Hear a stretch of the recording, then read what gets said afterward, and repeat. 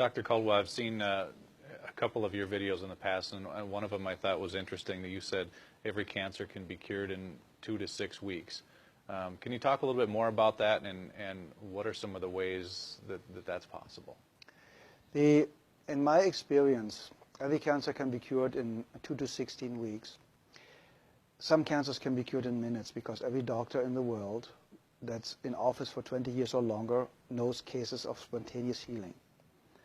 There's even a book out called Spontaneous Healing by a guy I really don't like, and just stating that there are cases of spontaneous healing. That means if it's possible, we just have to find a way to access this. That's number one. So we all know about these. It also happened very often when people go to Lourdes or to these religious places, and it's not really the place that cures them, it's the expectation and the way to that place that cures them. The second, you get rid of acidosis and toxemia. The second, the body gets alkaline and oxygen rich. With juicing a lot of greens like chlorophylls, everything that's green has a lot of chlorophyll, gives the body a lot of oxygen.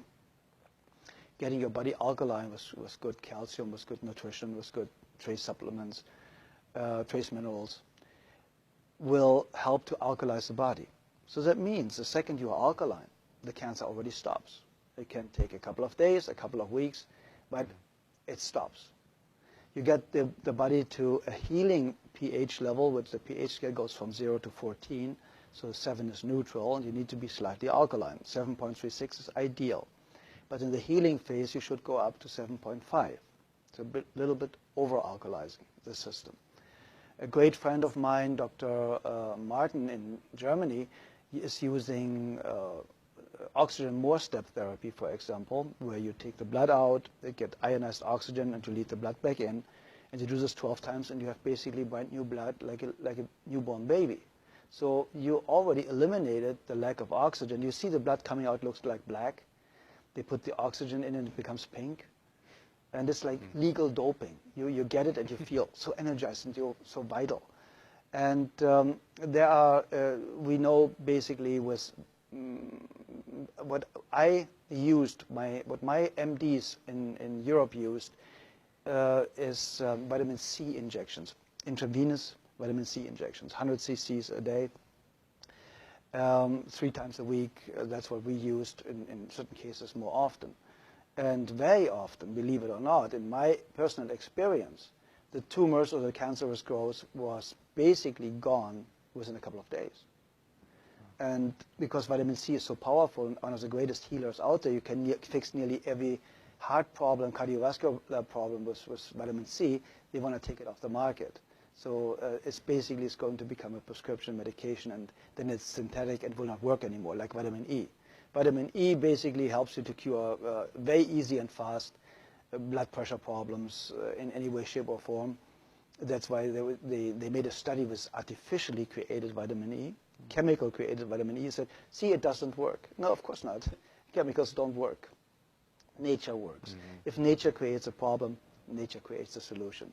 Very simple and easy. If it didn't exist 100 years ago, you don't need it today.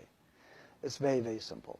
And when you want to help somebody to educate themselves, to eliminate his or her own cancer really, really fast, I would basically start instantly with a vegan diet or with a raw food diet.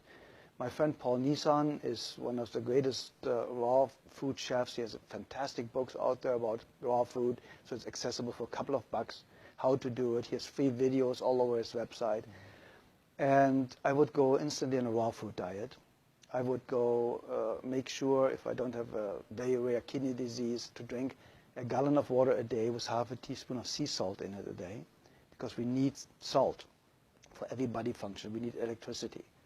And this electricity can only be produced with enough salt, basically. So if you have a lack of salt, you have a blood pressure problem. See, and we're not supposed to have salt, though, too, especially if we have high blood pressure. That's what we're told. Okay, it's the opposite.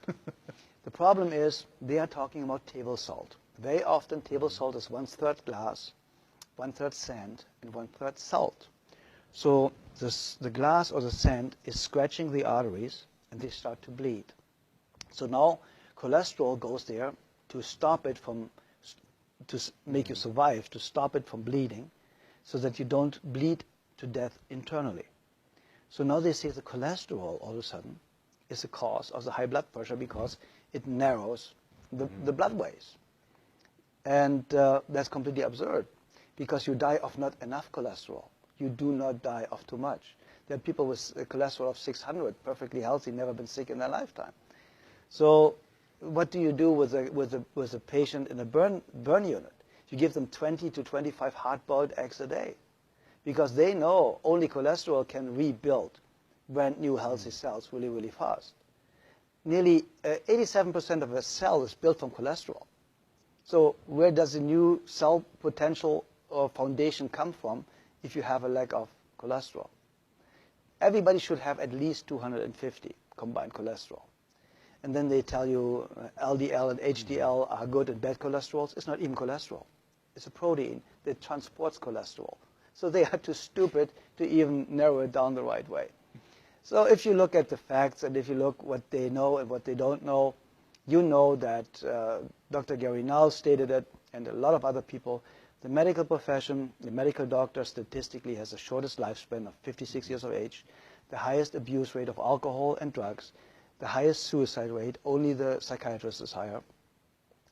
And so you go to somebody that has the lowest lifespan, highest suicide rate, highest drug abuse rate, to ask them how to have a healthy, happy, long life. I think we should rethink our way of thinking.